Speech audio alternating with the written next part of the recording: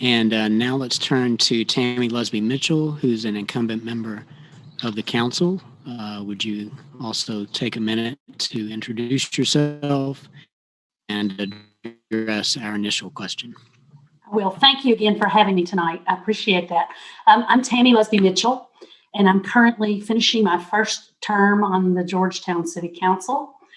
I grew up here in Georgetown. Elementary, Georgetown Middle School, Scott County High School, and I graduated from EKU in Richmond with a degree in English. I worked for 31 years for the Lexington Herald-Leader newspaper, and I'm married to Gary Mitchell, and I have 2 grown children, Hannah and Zach Osborne. And again, thank you for having me here tonight. The first question, what is my reaction to the recent anti-racism protests in Georgetown and around the country? Personally, I don't see how we as human beings can keep from protesting. The injustice, the inhumanity, the events across the country and in our own state, there comes a time when we can no longer sit still for it. And it is our responsibility as human beings to protest. What is my reaction? Amen. Sign me up. How can I help? Thank you, Ms. Mitchell. And moving on, Stephen Price, if you would, please take a minute, introduce yourself. And again, if you'd speak to the question, what's your reaction to the recent anti-racism protests? Can you hear me now? Can you hear me? Yes? Okay. I don't know much about this technology and so on, but I'm unmuted. I just unmuted, and that's right. You can hear me. Okay.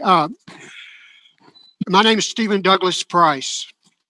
I'm 73 years old, born and raised here in Georgetown, attended Garth Elementary School, graduated from Georgetown High School in 1964. My mother and dad wanted me to go to college, so they sent me to Georgetown College.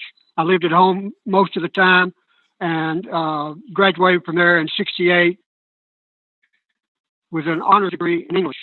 And thereafter, but before I went to school, or while I was in grade school, I should say, my grandmother encouraged me in horticulture. And she taught me how to raise tomato plants and marigolds. And she talked a lot to me about a famous plant breeder named Luther Burbank. And she encouraged me in horticulture. And when I got out of Georgetown College, I had worked in tobacco. And when I got out of Georgetown College, I went back to doing farm work. Not tobacco, fortunately, but fruit, vegetables, grain, flowers, wool, done all kinds. New England, I worked in Europe for 5.5 years. I worked in California, always in horticulture.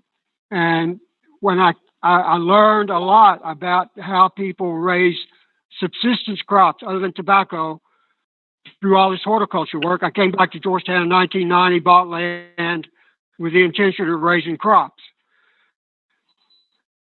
But like John Lewis, to whom Sonia referred, to whom Willow referred, I've had to get into a lot of good trouble to exercise my right and the right of everybody in Georgetown to raise crops, which the town of Georgetown does not want. Shortly after I bought my place, the chief of police came to me, a man named Bobby Gorham at the time, knocked on my door, said, "We understand you raise a garden here." I said, "That's right." He said, "Well, I want to see it." So I took him to the back and showed him my garden. They said, "You can raise a garden here, but you can't sell it in Georgetown." And ever since then, the town of Georgetown has been discouraging me from raising crops, although our zoning ordinance, KRS, Kentucky law, and the federal law all encourage home horticulture, urban forestry in the entire state of Kentucky, and in the case of the federal law, the entire United States. My career in horticulture, since I moved to We are Georgetown. at 3 minutes. We're at 3 minutes. Okay. I will say further, I founded a community garden program here in Georgetown. Okay. Now you want me to answer this, the first question, correct? Not question number one, but the initial question, correct? Is that right? Okay. Introduction, right? Yes. How long is the introduction? You told me I've used my 3 minutes, right? Yes. Would you like to take 30 seconds and address the question? What's your reaction to the recent anti-racism protests? Okay, I'm sorry. I was supposed to include it. Okay, yes, please. I'm sorry. I didn't know that I was supposed to answer this question. I'll tell you what about. I sympathize with protesters, and I joined a protest march on Main Street in Georgetown in May after the death of George Floyd. I emailed an acquaintance of mine, Elisa Coleman, at that time and asked her how I could join any demonstrations that might occur in Georgetown. Most of the suffering that black people are suffering is in urban areas. And my solution, I'm suffering because I can't be independent with crop work. And I don't like to see people upset and so angry that they want to vandalize Minneapolis or any other town. And although I sympathize with them, my suggestion to them is find a piece of ground and get busy raising crops and become independent of the police, become independent of the merchants, spend your time in the garden looking at the ground with your hands, pulling produce out of the ground instead of having to buy it from the stores. That's my advice, not only to black minorities, but to all people that are living in urban, big cities, and Georgetown is becoming increasingly that way. Thank you, Mr. Price. Just in the interest of time, I'm sorry to cut you off, but we'll need to move on. But thank you very much. Thank you. And so also our final candidate, Mark Showalter, in a comment on the council, if you would take a minute, introduce yourself, and what's your reaction to the recent anti-racism protests? Thank you very much. My name is Mark Showalter, and I've had the great honor and privilege of serving the city of Georgetown as a council member for just shy of 10 years now. And it's been a great honor. There's been a lot that we've have accomplished over the last 10 years, and there's still a lot more to do. So I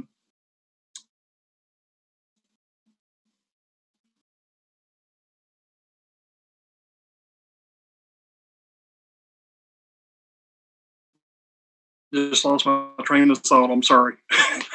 And then I have a daughter, Ellie, that is a junior at Scott County High School, and then a son whose name is Sam, who is a sophomore at Transylvania University. And all three of those people I just mentioned they're my role models. I try to live my life every day and try to stay as close to them as I possibly can. I definitely married up. As far as the recent events that have transpired over the last few months, not just here in Georgetown, but also statewide and also throughout different parts of the country, as well as countries outside of the United States, I think it's inspiring. And I'm just hoping in my lifetime that the word discrimination and the word racism will not exist. And again, I know that's being optimistic, maybe overly optimistic, but I'm going to continue to think that, and hopefully in this lifetime that I'm in, those two words will go away completely. So again, it's an inspiring movement. As Dr.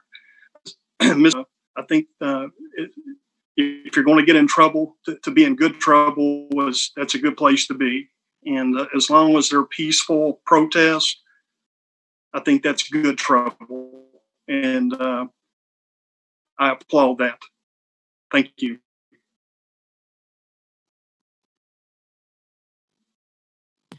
Thank you, Mr. Showalter.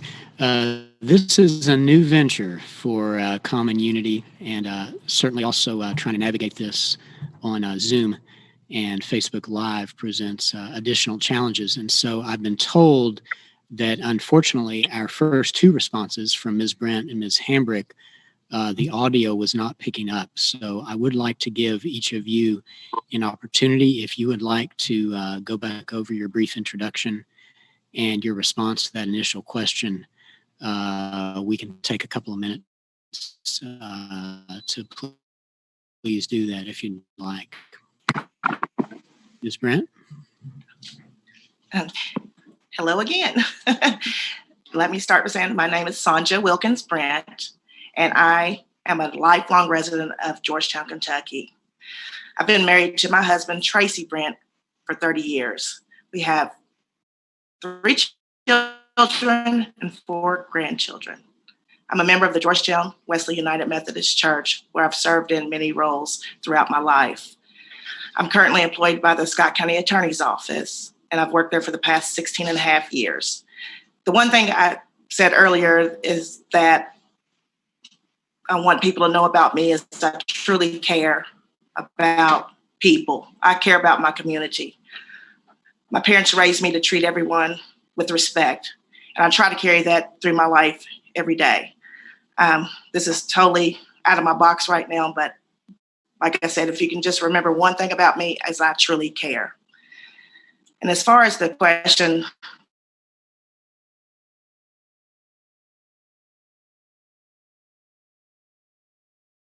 I'm happy to see the large crowds that came out.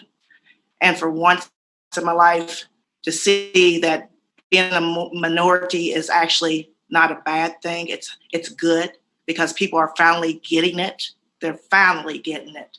And that, makes me proud. As far as Georgetown, I'm happy with the rallies that have been presented, and I'm happy with the young people that came out. It's been peaceful. It's been enlightening for myself and others. And it just makes me proud to be here, a hometown girl. Thank you. Thank you, Ms. Brent and Ms. Hambrick. Good evening. I want to thank Common Unity in the community and the 40 Days of Prayer for Scott County for this forum this evening. My name is Willow Hambrick. My faith, my family, my teaching and writing life, and I have spent the best of my life trying to improve and strengthen all of those categories. I've lived in Georgetown for 34 good years, and I've been married for 44 good years to pediatrician Dr. Horace Hambrick. I have 5 grown children and 7 grandchildren, all of whom I'm very proud of. I am a graduate of Georgetown College in Southern Indiana. I attend First Christian Church Disciples of Christ, where I co-teach a Sunday school class there for adults with my husband. I am a retired Scott County public school teacher, most recently at Royal Spring Middle School, and I now occasionally teach adjunct at Georgetown College. I am the founding member of the Georgetown Literary Guild. I'm on the Racial Justice and Fairness Committee of Kentuckians for the Commonwealth, and I currently serve on the Community Coalition for Racial Justice and am a founding member of a new committee called Scott County Voices for Remembrance and Racial Repair. My reaction to the anti-racist protests in Georgetown is and to join them, and as a person of white privilege, to try to listen to their stories and to join my voice, my feet, my activism, my vote, and even my quest for a city council seat to this movement, whose goal it is to make our nation and our community see and hear that the murders of people like George Floyd and Breonna Taylor and Trayvon Martin and Michael Brown Jr. and so many other precious other souls must stop and be fully and fairly investigated. I have joined the Black Lives Matter protests in Lexington and Louisville, Frankfurt and Georgetown, and these protests are pent-up expressions saying, as the Reverend Barber from the Poor People's Campaign said, our people are hurting and it's gone on far too long and we're not going to take it anymore. And like the late John Lewis, these protests stir up good trouble, necessary trouble. And it's a movement, not a moment. And I applaud it. And I look forward to helping these protests bring about long overdue changes and equity for people of color. And these peaceful protests are essential to help deconstruct the silent and not so silent myth of white superiority and help put an end to systemic racism in our lending practices, education, law enforcement, public works projects, in job applications and job creation. And we must begin to teach young people not tolerance, but full acceptance, and how to resist any form of institutionalized racism, both implicit and explicit, in whispers in the locker rooms and in the boardrooms. Yes, anti-racist protests are good trouble, necessary trouble, and I applaud them. Thank you, Ms. Hambrick. Ms. Hambrick mentions the Black Lives Matter movement, and so moving to our second phase of question discussion, Ms. Mitchell, I would ask you if you would consider the question, what does Black Lives Matter mean to you? What does Black Lives Matter mean to me? To me, it is a cry to be treated fairly, equally. It's a plea to the world to notice, to see things like the fact that George Floyd, he knew what was going to happen to him when he was pulled over by the police. He already was begging that they didn't shoot him before he was taken out of the car. He knew what was going to happen. To see that the lives of Black people are different than the lives of white people when it comes to the police. Black Lives Matters is an appeal to our humanity. The words Black Lives Matter shouldn't have to be said. It should be a given. And shame on us for, in this world today, that we have to say it. That's what it means to me. Thank you very much. Mr. Showalter, I would also ask if you would consider that question, what does Black Lives Matter mean to you? Yeah. First and foremost, I guess it means treating all people the same. It means not looking at skin color. It means treating people with respect. It means being treated with respect. It should not mean violence, criminal activity, being pepper sprayed, or having any type of rubber bullet or beanbag shot at you. That's what it means to me.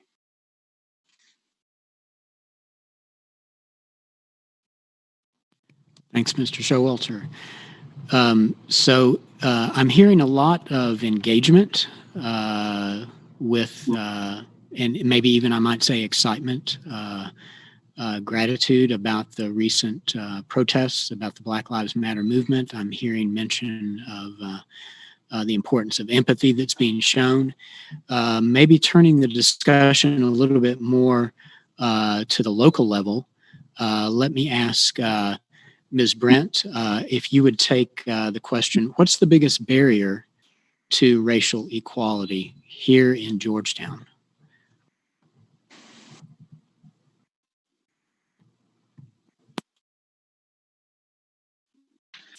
I'm sorry. Can you hear me? I'm sorry. So again, the question: what is the biggest barrier to racial equality here in Georgetown? I feel it's. I'm sorry. I'm trying to. Can you hear me? The biggest barrier here in Georgetown to racial equality. I'm sorry. My system is going in and out, and it kind of fades out on me. And I repeat that question one more time for me, and I apologize for that.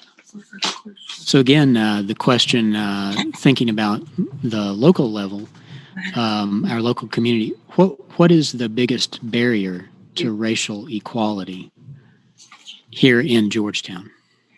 There's no diversity in the elected positions, their leadership positions. There's no diversity in the jobs here in Scott County, city, county, school systems. This is hard. I'm sorry. I'm really nervous. I'm just trying to get it because it touches my heart. Me as a Black woman, I've struggled a lot here in town. I've been overlooked for jobs that my Caucasian coworker can do. And I know it's because of the color of my skin. So here in Georgetown, it's just not having the role models that are minorities, not just Black, Hispanic. We can take downtown Main Street too. Mm-hmm. There's no diversity there. The heart and center of our town, you can look at the businesses. You don't see any minority-owned business up on Main Street. I just feel diversity is lacking here in Georgetown. I screwed. Thank you. So thinking about diversity, let me pivot to a different question, and let me come back to our incumbent, Ms. Mitchell, to begin with this one. Thinking about the council here in Georgetown, how would you say you have solicited the community's diverse viewpoints in order to inform the council's deliberative process? Or if you'd rather, how will you plan to solicit the community's diverse viewpoints to inform the council's process? Thank you. Personally, I feel like I'm very available to people, and that's the best way that I can solicit input and understanding. I'm out in the community as much as I can be. I serve on boards. I go to church. I go outside of my neighborhood to community events. I feel like I'm approachable. I attend meetings and listen to citizens. I'm on the police committee. I'm on the Friends of the Parks board. I feel like being involved in things such as the Boston Historic Commission and things like that, where you can go and listen and learn. The problems, I hear exactly what you're saying, Sonia, that we don't always mix. We don't do things together. We sort of live in silos, and we have to get out of our own neighborhood and understand the needs and desires and cultures of neighborhoods that are right next door or right across town. And for me, what I try to do is live personally and bring that experience to the city council with me. to anyone who calls me, they will get a response. Anyone who writes me will get a response. I just try to be wherever I can be and open my mind up and accept whomever I come into contact with, because every single person inside Georgetown is equal, in my opinion.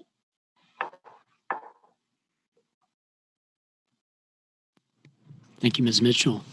Mr. Price, I would ask you the same question. If you are elected to council, how will you solicit the community's diverse viewpoints to inform the council's deliberative process?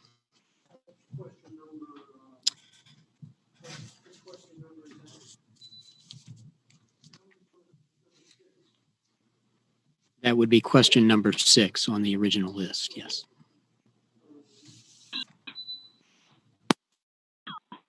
Okay, thank you. I'm sorry. I have to learn how to use this. I'm sorry. I forgot to unmute.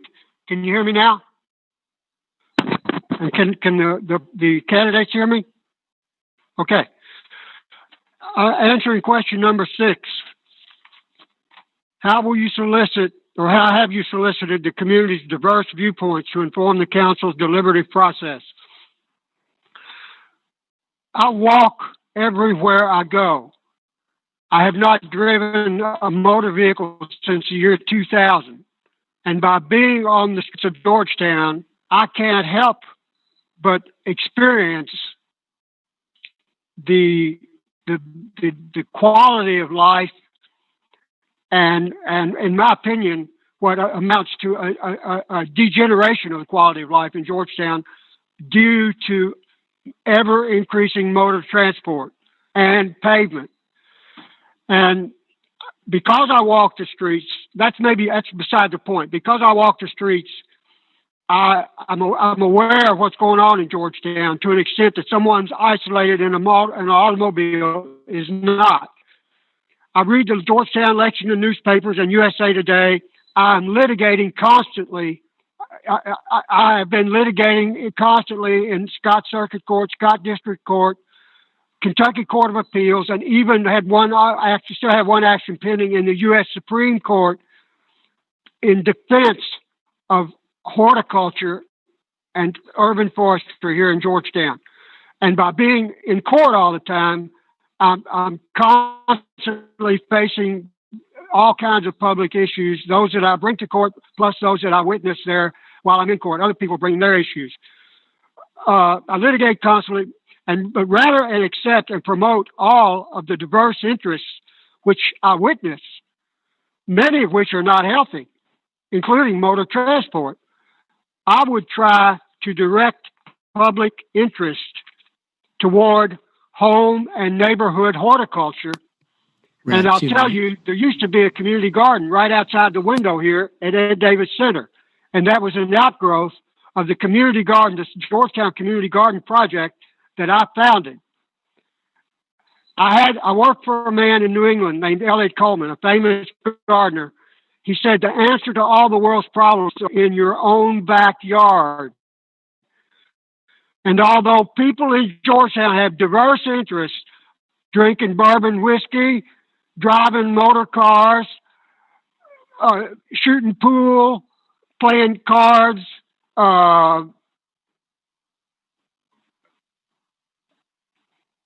Mr. Price, I'll have to cut in there just in the interest of time. I would encourage them, on the contrary, to go out the door and raise crops.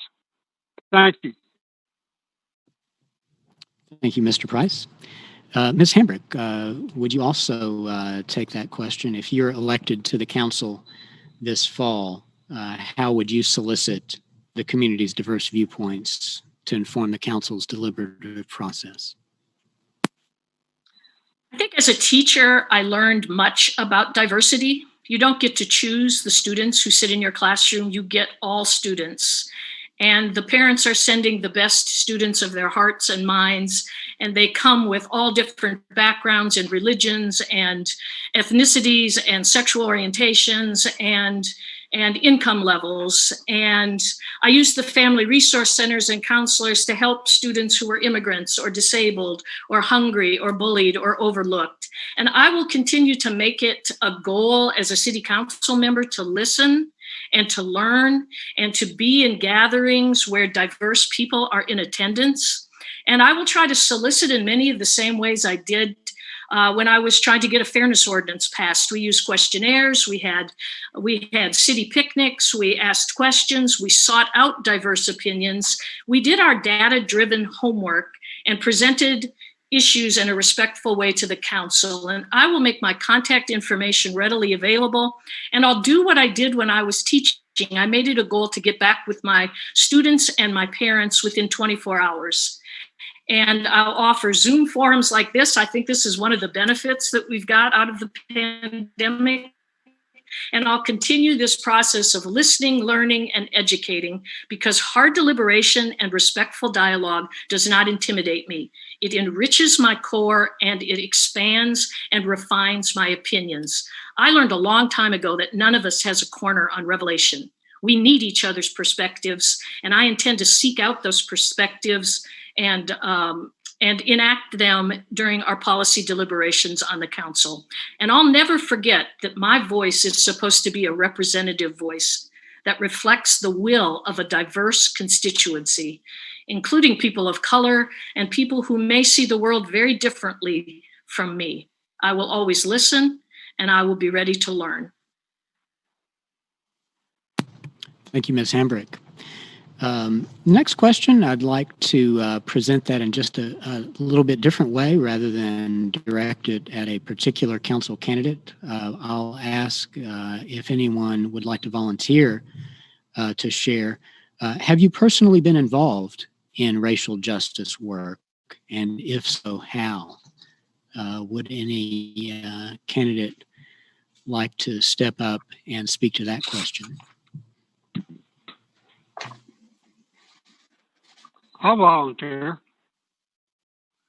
Thank you, Mr. Price. If you take 2 minutes, please. Yes, sir.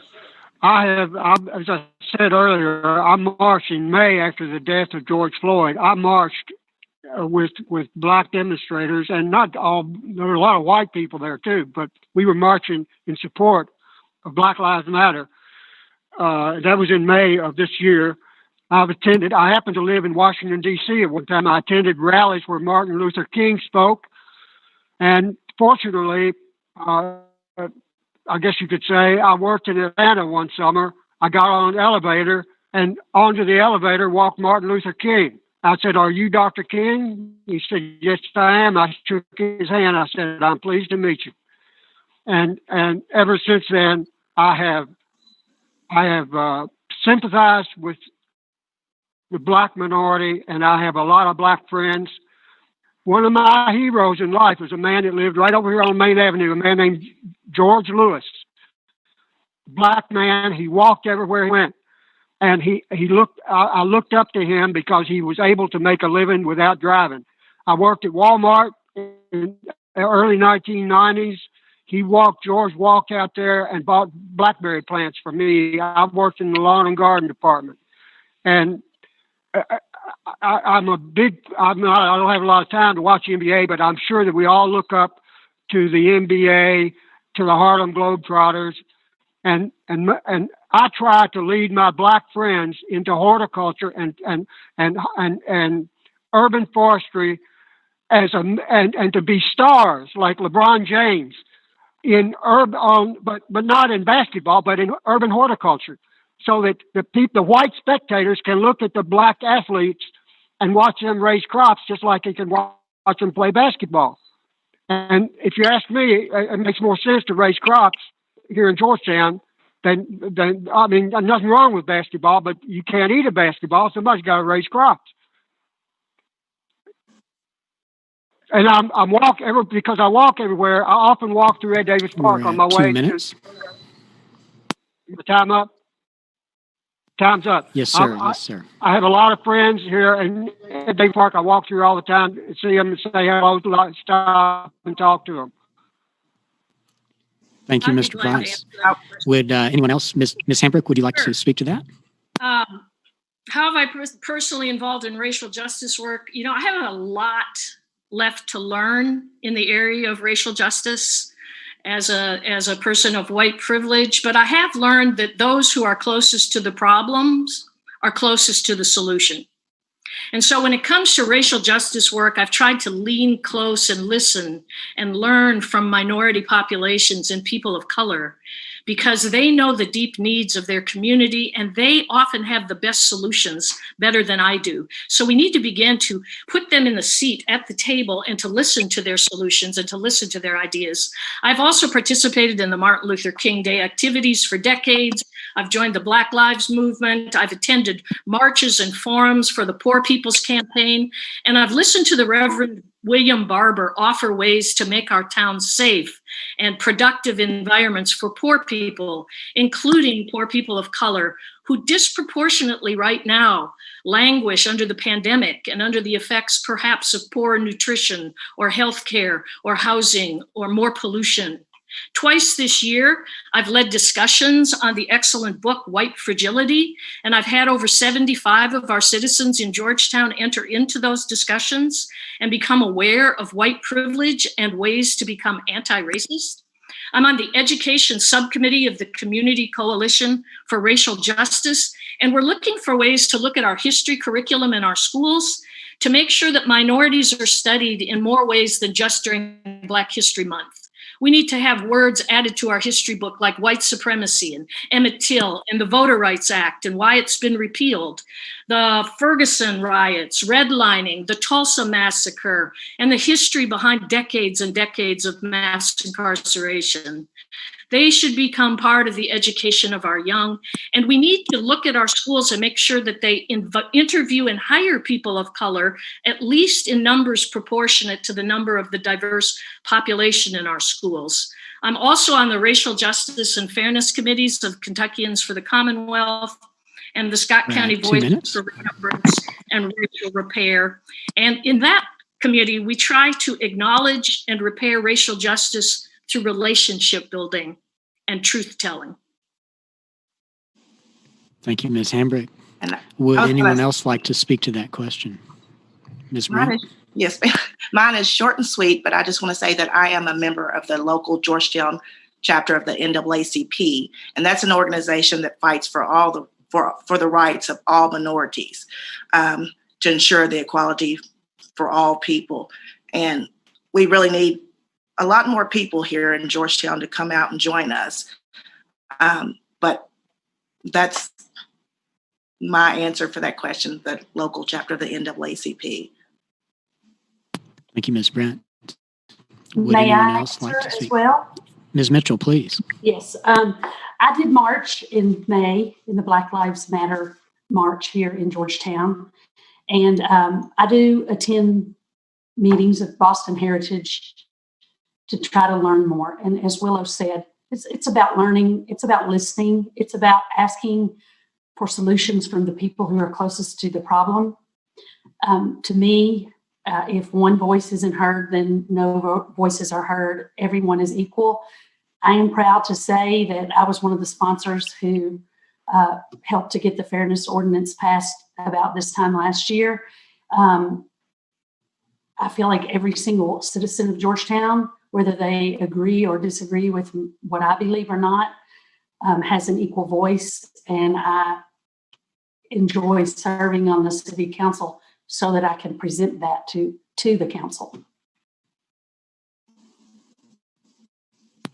Thank you, Ms. Mitchell. Would anyone else like to address that question? If not, a follow-up question. Ms. Mitchell mentioned the Boston neighborhood. And so, again, I'll ask for volunteers to tackle this one, but what interaction do you have with the Ed Davis community outside of campaigning? Would anyone like to speak to that question? What interaction do you have with the Ed Davis community outside of campaigning? I will answer that. Thanks. I am the Ed Davis community. This is my family, my parents, my grandparents. my family now. It's my legacy and it's my children's legacy. It's my grandchildren's legacy. So I am, if you look at me, I am the Ed Davis community. Thank you, Ms. Brent, for sharing that. Ms. Hambrick. That I'm on have people on them from the Ed Davis community. So I've been blessed to get to know a lot of the wonderful people there through those associations. My interactions with the Ed Davis community also came from interacting with my students and families during conferences and during times when our school would have welcome back to school picnics and things for the students. So I would frequently correspond with those students throughout the year and get to know them and this neighborhood that way. I've been to the Ed Davis Park because many of the Martin Luther King Jr. activities and some of the marchers begin there. And before the pandemic, 2 or 3 times I was in the Ed Davis community to register people to vote, which is a very necessary thing all throughout our nation. And I look forward as a council member to getting to know even more in the Ed Davis community if I'm elected. Thank you, Ms. Hambrick. Anybody else want to speak to that question about the Ed Davis community? I would like to. Please, Ms. Mitchell. Okay. It has been a privilege to attend some of the community meetings there and some of the church picnics. As Willow said, I have marched on Martin Luther King Day at the festivities, and they start and end there usually. I don't pretend to understand. I go to learn and to listen and to take what I hear back to the council and to some of the committees that I'm on. And if you just go and sit and listen, there's another city council member that often sits with me, Todd Stone. We just show up when we can. Whenever we're invited, we go and we listen. And we hope that people know that that means that we're approachable and that we will take what they're saying to us back to the council and to do what we can. And it's an honor and a privilege to be invited to those occasions. Thanks. I'd like to You don't turn mind, to may I respond to that question too? Mr. Price, if you'd like to take a minute, please. Please, thank you. Can you hear me now? Yes. If I lived in Boston, the neighborhood, so around the Ed Davis Center, I would renew. I told you I founded a community garden program, and that at one time there was a pretty good sized community garden plot out here. And I don't know if it continues or not. I haven't seen as much lately as several years ago, but I would encourage all residents of Boston to raise garden crops and urban forestry on any land that, I know there seems to be a suggestion in here that the park is not maintained properly by the town. If I would suggest that trees be allowed to grow in Ed Davis Park as for the timber that they would eventually yield, not to mention the shade they provide. And as well, and also preserve smaller areas for picnics, for basketball, for cookouts. But if a park is more, it could be. It's a big piece of land here at Ed Davis Park. It could provide more than just a place for leisure. It could provide crops, including food crops, fiber crops of hemp, and timber. Fiber crops not only of hemp, but also of flax and cotton could be raised on land that's now at Davis Park. So if I would, whatever park, of course I don't live here, so it's really not my business, but this is what I try to do on land over in the neighborhood where I live, near Garth Elementary School. I try to make all vacant land in my neighborhood productive, not only for me, but for my neighbors. I give away a lot of plants to people and encourage them. Thank you. Thank you, Mr. Price. Mr. Showalter, if I may turn to you. Mr. Price alluded to another question on our list, which relates to Ed Davis Park, but a more specific policy question, maybe based on some history here in Georgetown. Ed Davis Park is funded by the city, but it has a community perception of being neglected compared with other parks. What steps should the council take to ensure that parks in this neighborhood are properly maintained?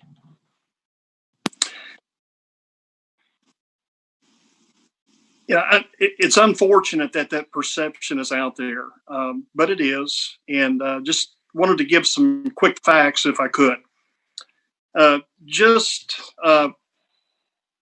within the past year and a half to 2 years, the city of Georgetown, local government, has not only supported but strongly encouraged the relocation of the police department at the corner of Bourbon Street and Chambers, which was a significant investment, not only for the city, but also for the Boston community. Just within the past year to year and a half, maybe closer to 2 years, the city of Georgetown has gone in and repaved the basketball courts at the Ed Davis Park, as well as worked on the concession stands and bathrooms there at the park. Just within the past year to year and a half, the city of Georgetown, the mayor of Georgetown, along with his administration, has initiated a grant just shy of $1 million to go into the park and to take down or to renovate and refurbish homes that are dilapidated and just in really bad shape. So I think the city of Georgetown has been real receptive of doing what we can possibly do to help that community, which there's a significant amount of history in the Boston area, and we want to strongly encourage that history and making sure that people don't forget. There's people such as Bias Tilford, John Douglas, Willie Galsey, just to name a few, that have pushed and been at council meetings asking for assistance. And those are three very talented individuals and there's many more that I'm not naming, and I apologize for that. So again, there's 2 minutes. I don't think quite 100% reality, to be quite honest. Thank you, Mr. Showalter. Would anybody else like to speak to that question about the community perception? Ms. Hambrick. I think anytime there is a community perception that we need to listen, and I appreciate the facts that Mark's been able to bring out, because those are important. I do feel as though every time I've ever driven by the Ed Davis Park, it is full of young people playing basketball, and activities are constantly going on after school, and there's mentoring taking place and people fellowshipping and sharing food. And it seems to be the most neighborhood anchored, friendly park in the city, just by my own observation. And so if there is a perception that this park doesn't get the needed funds or the attention of the other parks, it needs to be looked into and listened to and corrected. And I've heard that the bathroom facilities there are often locked. And I feel like from people I've talked to recently, they are not kept up. And we need to look at the park budget just as a fact-finding thing and make sure that there's parity between the parks, and send park people around to see what the mowing schedule is, to see what picking up litter schedule is, and the general upkeep. If there are disparities, city council should be made aware of it. People should listen, go on a fact-finding mission, report back to city council, and get together with proposed solutions. I think accountability and oversight should always be a part of any city-run park or agency. And since this park seems to be used with great frequency, we need to make sure that it gets the attention and keep it a welcoming and safe place. Thank you, Ms. Hambrick. Ms. Brandt, would you like to speak to that question? Yes, I would. And what I wanted to say is I appreciate what Ms. Hambrick said and what she said, people reporting about the bathrooms. It's true. So I respectfully disagree with Mark, because the Ed Davis community, the park itself, is not treated the same as the other parks here in the city. And if it is owned by the city, I feel that it needs to be treated the same as all others. But as far as people have been talking, and the names that he threw out, and there's more names, they may be listening, but you're not taking any action. And the bathrooms are locked, small facilities. It is being neglected. And I just think it's a shame. And it's not just for the Black community to use. It's not just Black children. It's Hispanic children. It's white children. It's all children that use this. And I don't understand myself why it is being neglected. So I really feel the council does need to take time to listen to the community that's there and see what's really going on. If I may, may I say a word? Mr. Price, if you'd like to share a quick word on that. I just simply want to say there's a water fountain over there by the pavilion, but it's not worked in months. The water, that would be, seems to me, the first, open the restrooms and make the water fountain work that ought to happen tomorrow. Thank you, Mr. Price. Ms. Brent was again reminding us of the diversity in Georgetown and Scott County. And I'd like to turn to a different question, and again, ask for a volunteer to field this one. What steps should the council take to be more inclusive of the Latinx community in Georgetown? Would anybody like to address that question? What question is that, please? What number? On the original list, that would be question number 3. What steps should the council take to be more inclusive of the Latinx community in Georgetown? Ms. Brent? I'll respond. Go right. That's okay. Go right. Mr. Price first, and then Ms. Brent. You want me to go ahead? Okay. The first thing, the easiest thing that people can do in their spare time is study Spanish. I speak Spanish, and it's a great pleasure for me to encounter Hispanic people and to speak their language. And another thing that people could do to welcome them and identify with them is to raise horticulture crops at home the way most of them do if they have the opportunity. And pedestrianism is another way to identify with working people. Walk and thus be physically fit and unafraid to encounter working people on the street, including Hispanics, to talk with them, to share their interests, engage in manual labor as do Los Latinos, and thus learn to identify with them through common manual labor. Thank you, Mr. Price. Ms. Brent, I believe you wanted to address that question as well. Thank you. I feel that we need to utilize our parks in the downtown Main Street area to bring our town more festivals so we can interact with each other and the community, and we can learn each other's heritage and the traditions. We can also eat good food and things like that. But this can bring joy to our lives and strengthen our community. But I think, just bring in more things like that. Thank you, Ms. Brent. Ms. Hambrick, would you also like to speak to that? Yeah, I think that we need to find a way to invite the Latinx community into dialogue with the city council. I think they're kind of the forgotten minority at times. And we need to see what they perceive there needs to be and the solutions that they feel would work to make them feel more welcome and included. Too many times we take a group of white people and we put them in the seat of power and decision making, and we leave out the voices and problem solving skills of the very people that we are trying to help.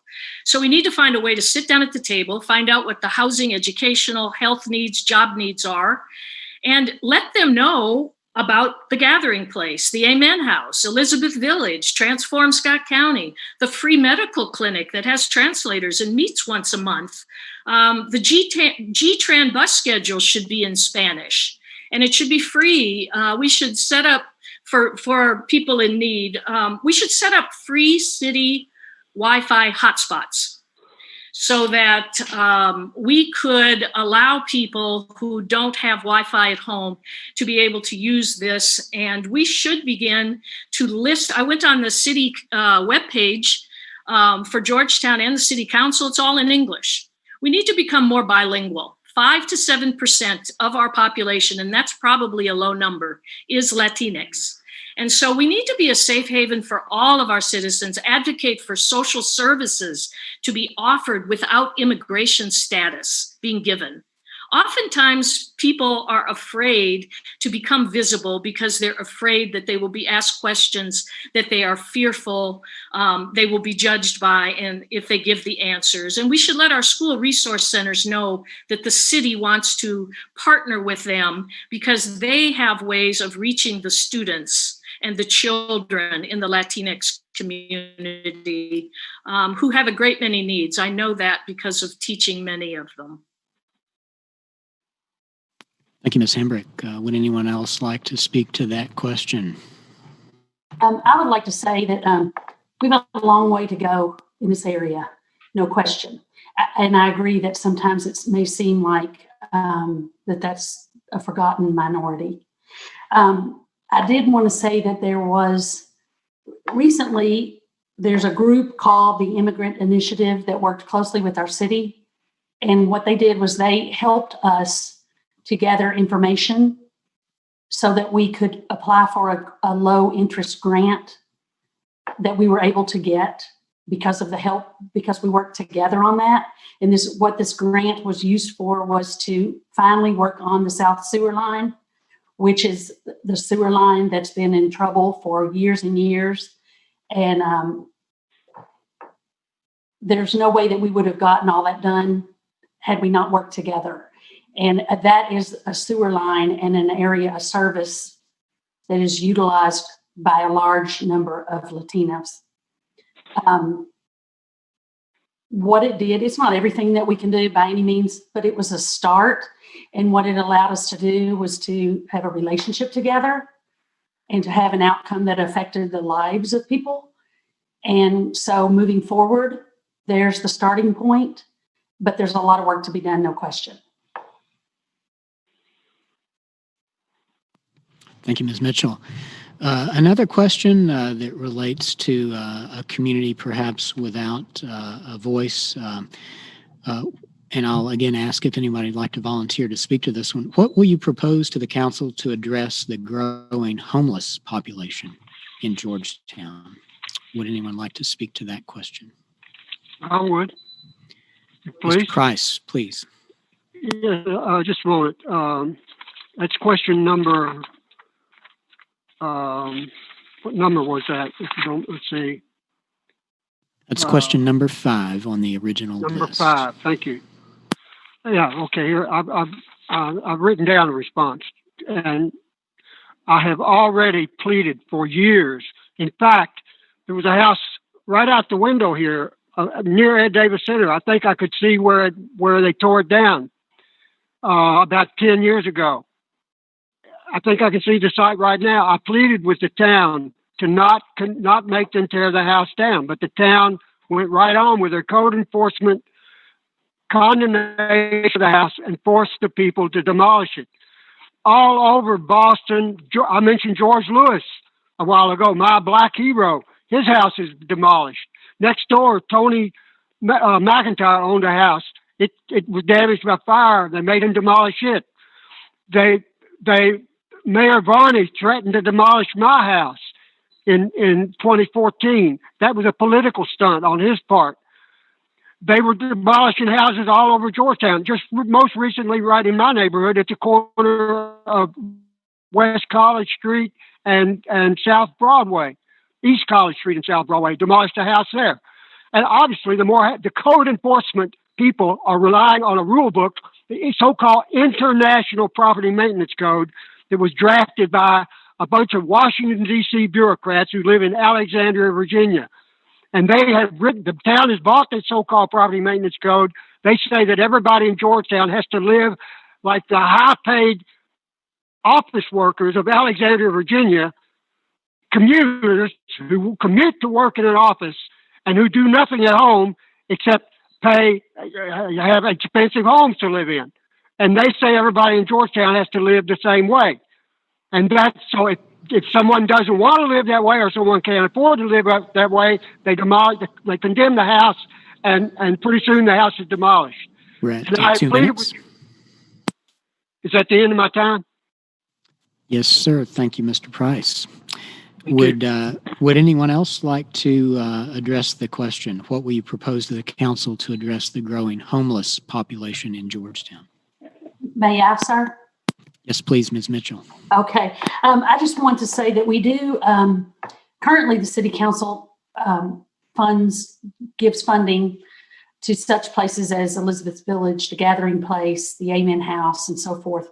And I want people to know that even when our budget's tight, when we're cutting other areas, when we can't give raises and so forth, in a time such as this, that defunding places like that is never an option for us. On the council that I sit on, we're in agreement that we don't defund those kinds of places. Homelessness during a pandemic is even worse than homelessness in regular time, which it's not the time for us to step back. We also have a committee. It's a countywide initiative to deal with this problem. And the city's representative on that committee is Devin Golden. She's our city attorney. And she's a great person to have on this committee. What she does is meets with representatives from around the county, and then she brings back reports to the council about opportunities to make a difference, just educating us on the different kinds of things that are coming up in the community that we may or may not know about. So there's a ways to go there, obviously, but we do have some things in the works, and it is an important priority to the current council. Thank you, Ms. Mitchell, for sharing that perspective. We have had one audience question come in, and I do want to make sure we are able to get to that, so I'll pivot to that. And again, I'll just serve this one up and ask for a volunteer to initially respond. How do the candidates plan to address the lack of representation from minority communities in areas such as small business, city positions, et cetera? I think that general issue was alluded to earlier, but what might be the plan to address this lack of representation from minority communities in small businesses, city positions, and so on? Would anybody like to field that question?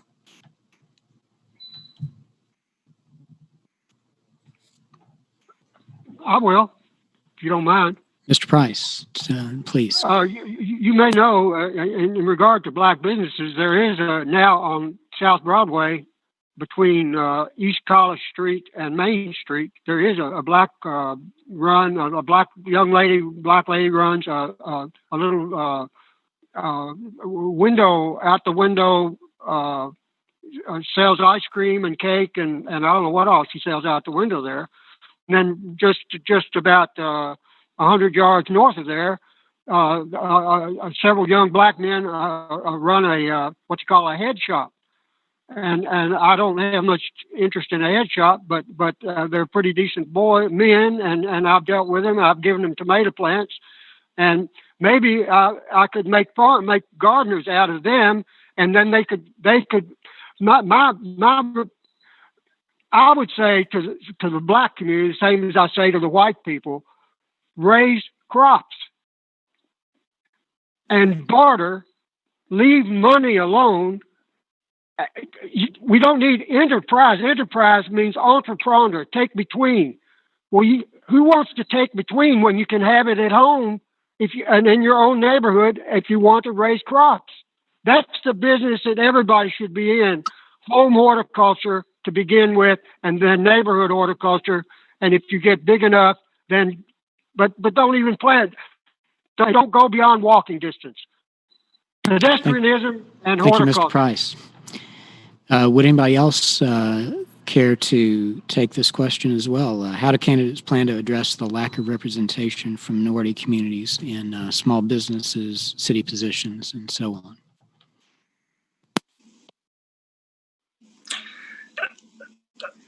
I'll take that. Mr. Showalter, please.